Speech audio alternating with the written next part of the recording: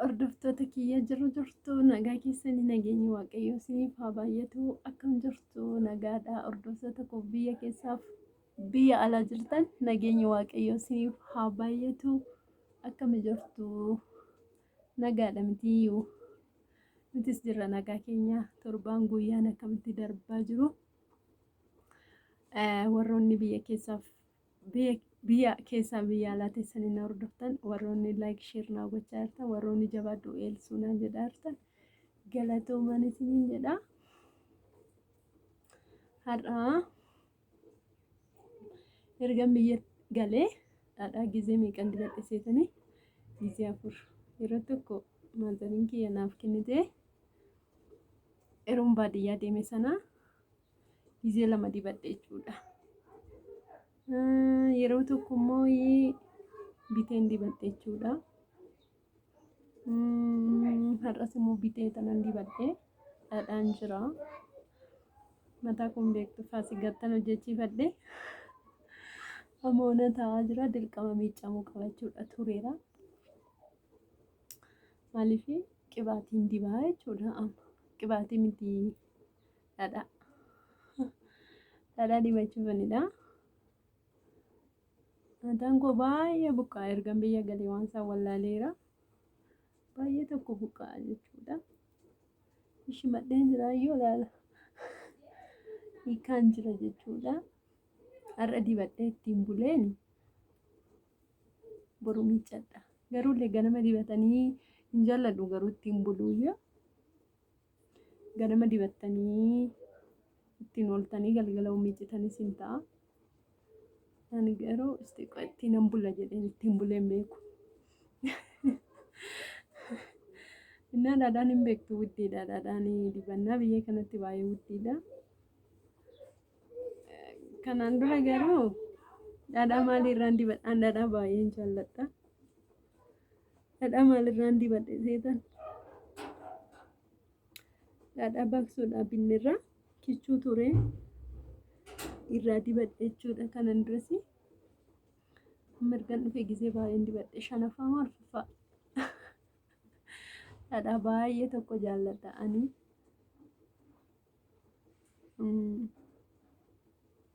Dhadhaan bareeda dhugaa. Maaliif seetan? Sammuu keessaniifis. Silaasoo yeroo kana baadiyyaa jiraadhee immoo basuma. Anatu dhaate rifeensa kan argitanii? Hidda afurittan dhaadhe. Amma mooyyee hiikee namni hin jaallatu garuu yeroo nan dhadhaa dibadhu. Innaa lammi hin jaallatu jedhee immoo dhiisuu hin qabu ani.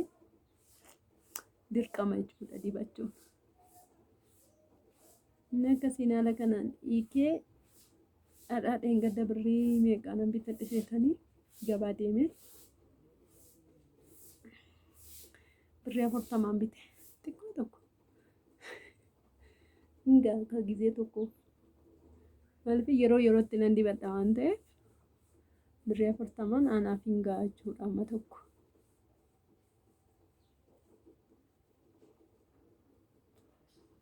Innaa warri biyya alaa jirtan immoo yeroo galtan dibadhaa dhadhaan baay'ee ariifiidha.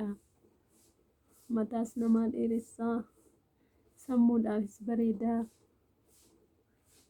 Innaa dibachuun dirqamadha isiniin jennaa. Akkanatti hiikeen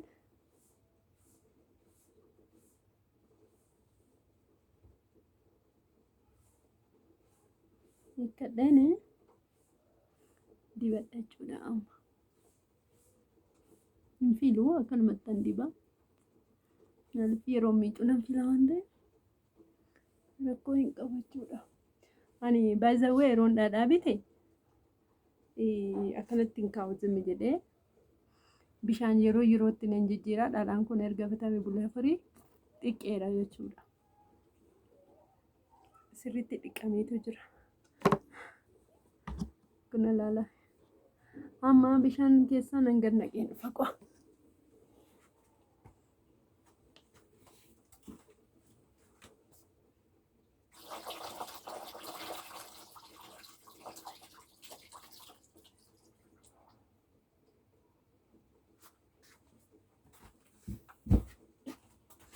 Amma dhadhaan tokko tokko hin xiraamti. Kun garuu hin xiraa'u. Kun argitani as keessa jira. Birrii 40 bitame jechuudha dhadhaan kun.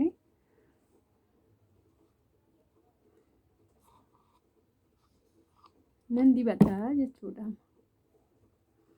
Maaliif kana dhadhaa godha waan ta'eef qubeellaa kiyyaa.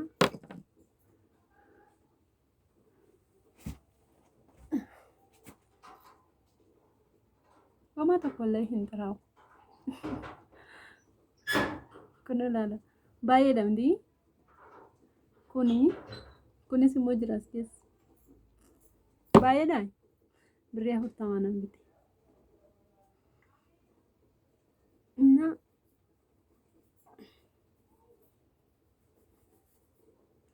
Dhadhaan baay'ee ariifiidha.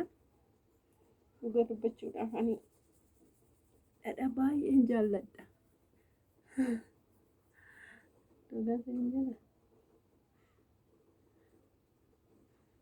Namni tokko wiigii bitee birrii meeqa baasee wiigii bitee maal jedhamu hin godhatamneedha. Dhadhaan immoo widdii ta'us iyyuu rifeensa uumama keenyatti binnee dibuun dirqama nutti ta'a. Kun ilaala kanatti.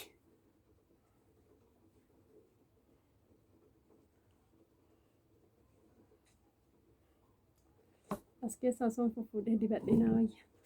Maaliif seetan baqaqsuudhaaf natti mijatu. Kanan dura garuu eenyuun na dibe seetan obboleetti lammii na dibde jechuudha. Isheen na dibaa as jirti yeroos. Osoo namni namaa dibe immoo namatti tolayyuu. Maaliif seetan keessa isaa isinii dibu ilaalanii. Waan ta'eef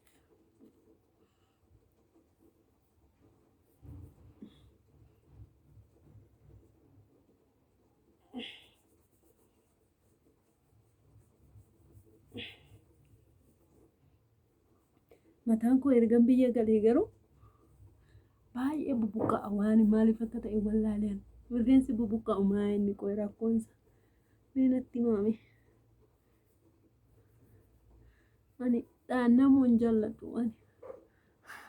Yoo namni na dha'e na nyaatasii dasnan jedhu natti hin tolasi. Kanaaf jedhee hin dhaadhu yeroo baay'ee rifeensa koo waan akkanumatti zimmi jedhee filadhee walitti qaba malee.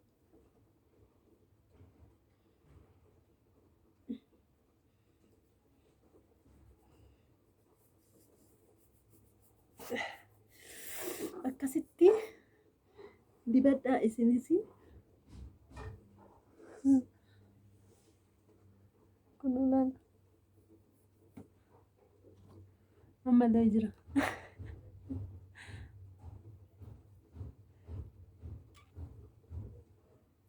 Inni kanatti dhadhaa.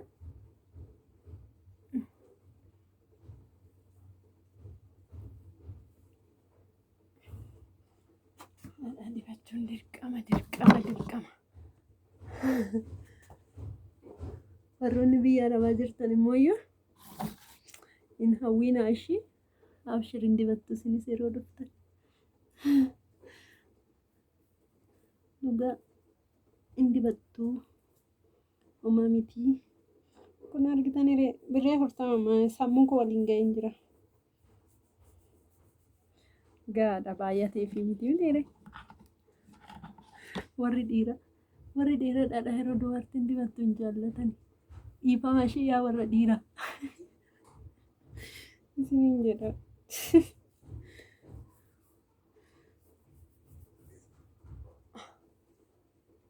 Ani yerootti dibadha dhadhaa.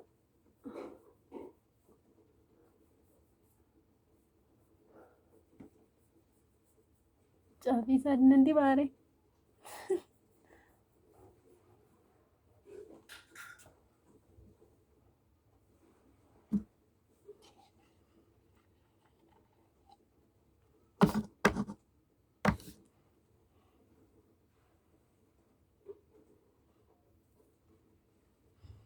koo bal'aa ga'ee jira.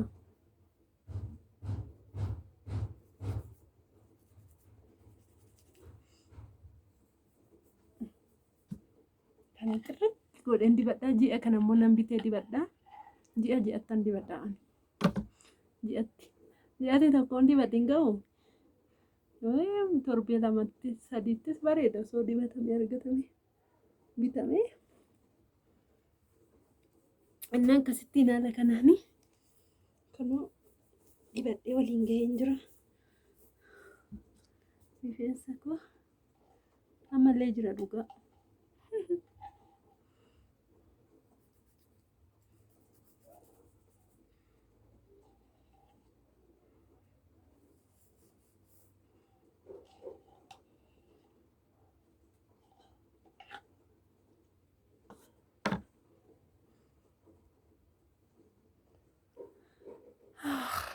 Kunoo wal ga'iira argitanii?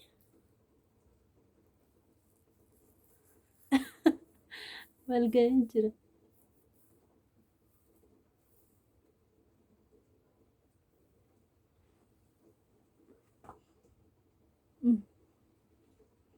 Bakka kun amma imiicamaa jechuudha boru imiicama. As keessatti na ilaalaa galee ilaala keessa isaatti maaliin hin baasamu wanni gurraatiin hin baasa qofa.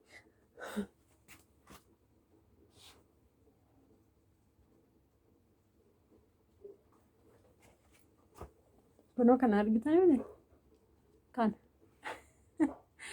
ittiin hin baasa irra dhugaa baay'eetu keessa jira.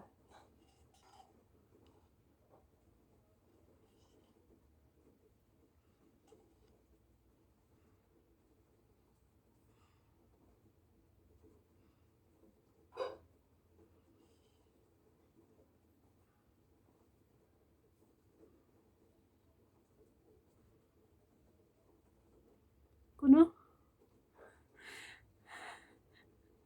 argaa akkatan keessaa yaase wanni wayii qaba beektu kubbaayyichatu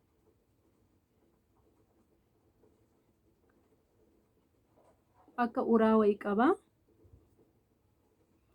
Achumanan immoo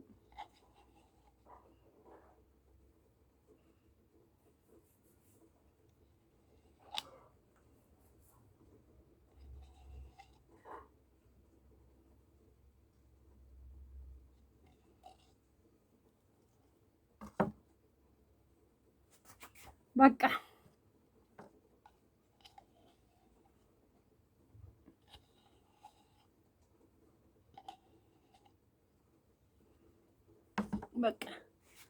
argitanete akkanatti nan dibadhee dhadhaa jechuudha.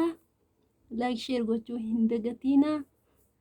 Warri maatii kontaan immoo subscribe godhaa. Warri maatii taatan immoo share like godhaa isiniin jedha. Bye bye baay'een isin jaalladha baay'een isin kabaja. Ciao. Videoon koo xiqqoo dheeratee jira. Nama kana sukkuumee kana walitti qabadha. Inna bye. Galatoomaa isiniin jedha. Ciao ciao.